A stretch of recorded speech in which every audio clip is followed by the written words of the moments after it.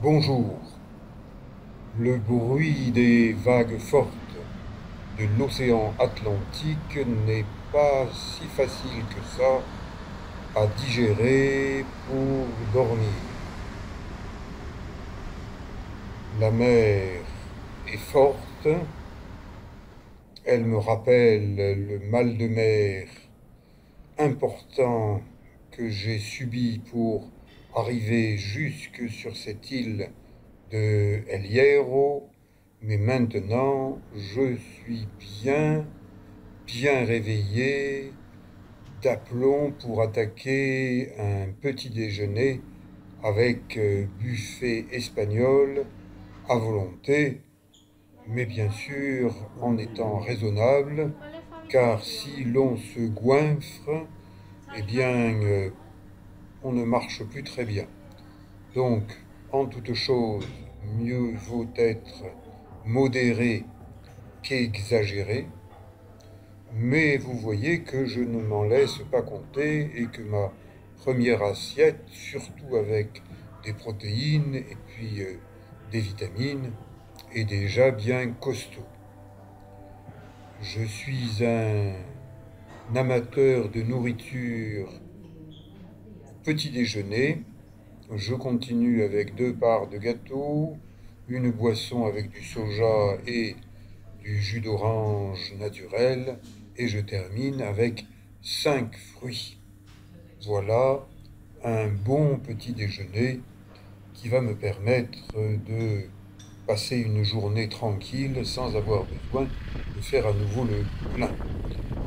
Je prends un bus, trajet à 1,28 €, bus tout beau, tout neuf, sur des petites routes bien bitumées, et bien par rapport à d'autres endroits, on gagne beaucoup à voyager, et notamment à voyager dans les îles Canaries. Je me suis installé en début du bus de façon à pouvoir filmer la route. Vous voyez, quand je vous parle de mer agitée, je ne plaisante pas, on voit les vagues à plusieurs kilomètres. Le chauffeur conduit de main de maître, d'une seule main, et il n'a pas sa langue dans sa poche. Les conversations avec les passagers qu'il semble connaître, ça va bon train et ça tient lieu de radio de bord. Tout le monde porte un masque, les passagers comme le chauffeur. Les Espagnols, quand on leur dit il faut faire ça pour votre bien, eh ben ils le font.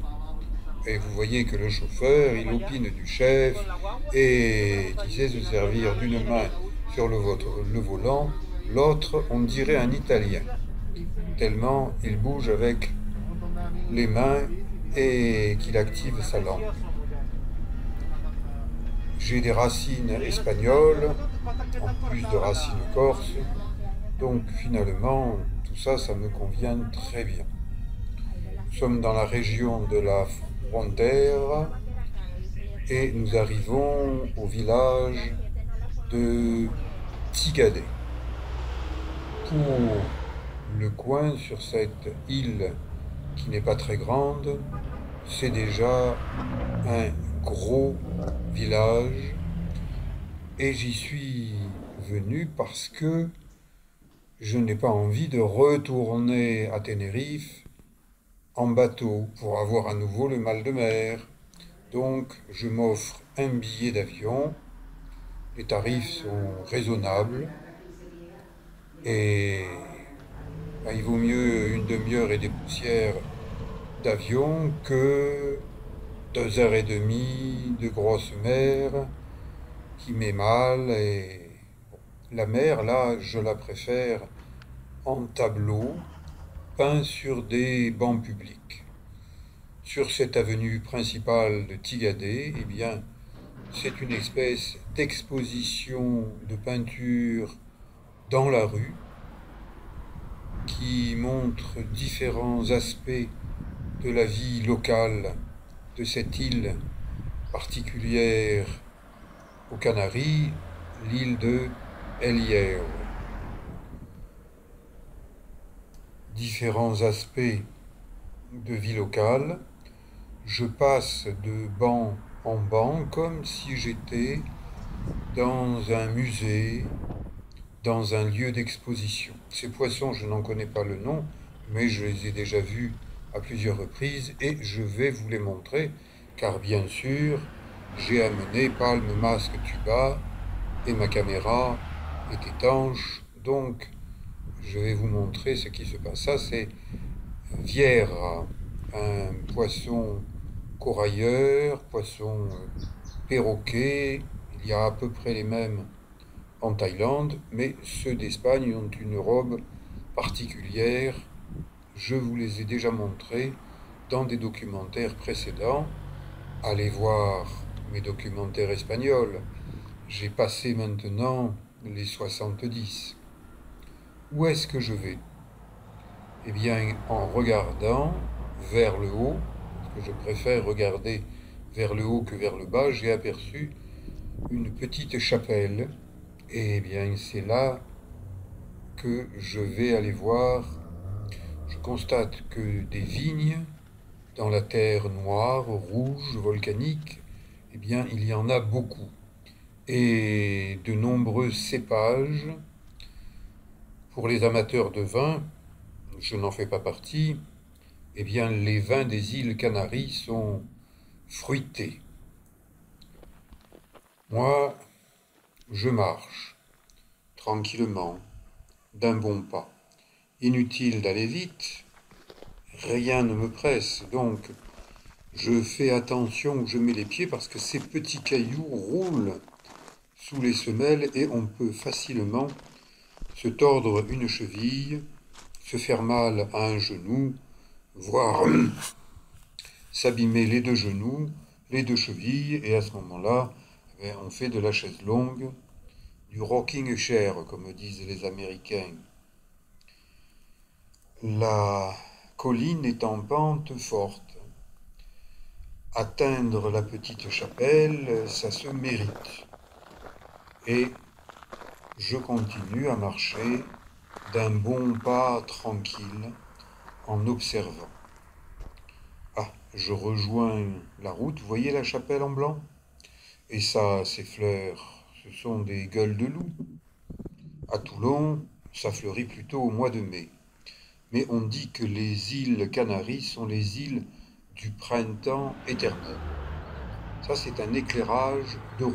Au lieu de mettre des lampadaires, on a fixé les lampes sur les murs qui bordent la route, et comme ça, c'est mieux intégré dans la nature.